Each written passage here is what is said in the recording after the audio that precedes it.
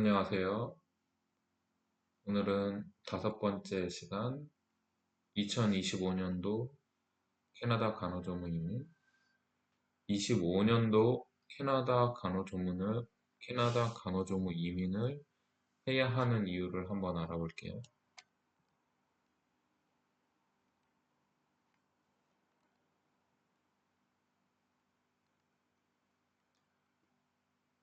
네, 캐나다 이민 현 상황입니다.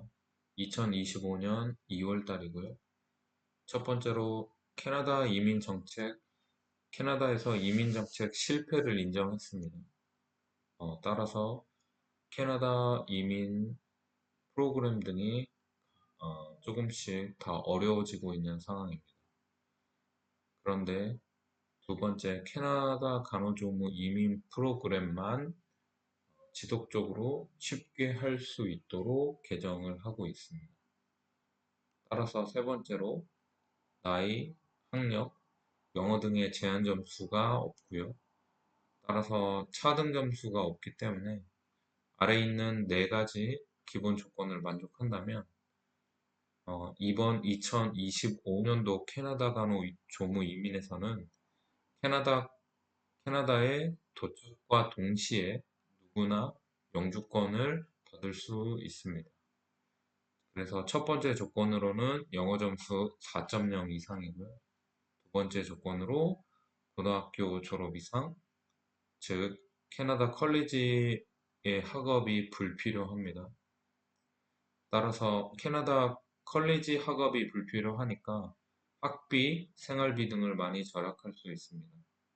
세 번째, 근무 경력이 필요한데 이 부분은 향후 이민국에서 발표되는 내용을 확인해야 할 것입니다. 네 번째, 잡 오퍼가 필요하고요. 이 부분은 제가 해결하려고 하는 상황입니다.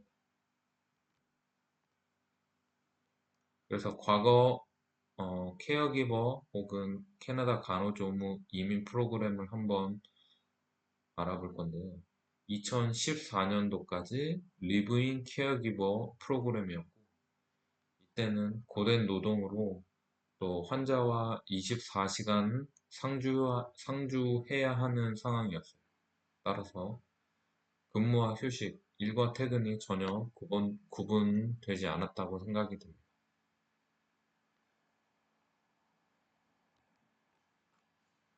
그래서 2019년 6월 17일까지 운영된 프로그램으로 Caring for People with High Medical Needs 파일럿이 나왔는데 이때 기본 조건으로는 캐나다 이민 시에 영주권이 필요한 점수는 영어 점수 5.0이었는데 실질적으로 컬리지 입학 조건이 6.0이었으므로 영어는 IELTS 6.0 이상의 점수를 획득했어야 합니다.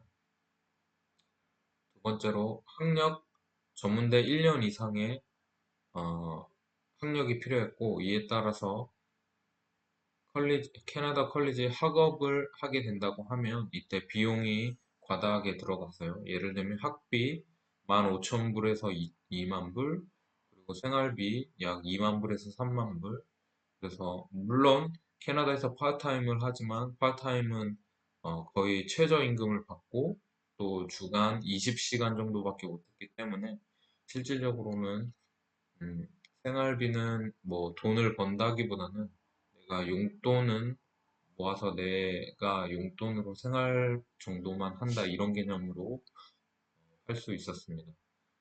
근무 경력은 2년 이상이 필요했고요. 이때 LMI라는 그 고용주로부터의 워크 퍼밋이 발부되는 그런 그 이민적인 절차가 필요했습니다. 그래서 또 업데이트돼서 2024년 6월 17일까지 운영된 프로그램으로 홈 차일드 케어 혹은 홈 서포트 워커 파일럿이 나왔고 영어 점수는 동일하게 5.0 그리고 컬리지 당연히 입학을 해야 되니까 컬리지 점수는 6.0 동일했습니다. 학력도 전문대 1년 이상 따라서 컬리지 비용이 청구됐고요. 근무 경력이 2년 이상이었고 하지만 이때 프로그램은 LMI를 진행하지 않아도 된다는 LMI 진행이 불필요했습니다.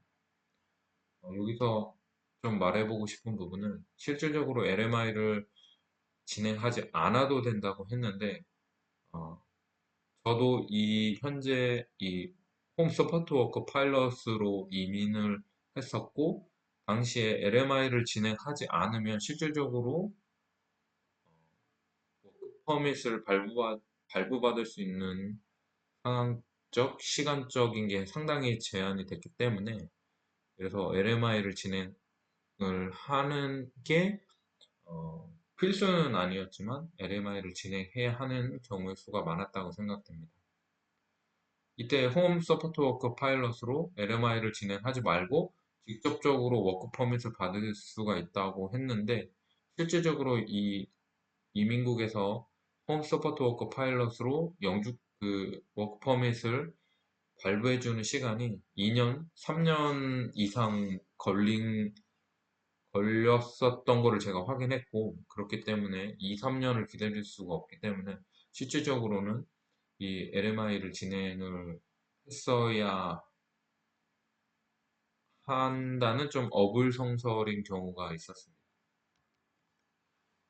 그래서 이에 따라서 조금 업데이트 됐던 부분이 2019년 10월 8일까지 운영됐던 프로그램에 Interim Pathway라고 나왔는데요.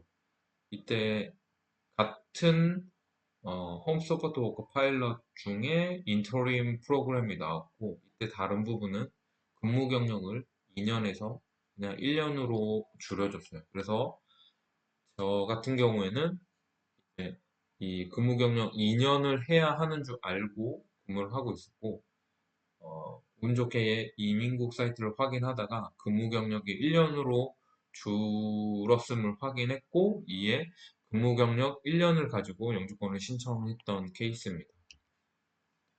그래서 한 번 더 업데이트가 됐었는데요. 날짜는 조금 확인을 못했고요. 대신 내용적으로는 근무 경력이 이제 2년에서 1년, 1년에서 6개월로 줄었습니다. 그래서 1년 6개월만 근무하면 영주권을 신청하라고 되는 게 주 내용이었습니다.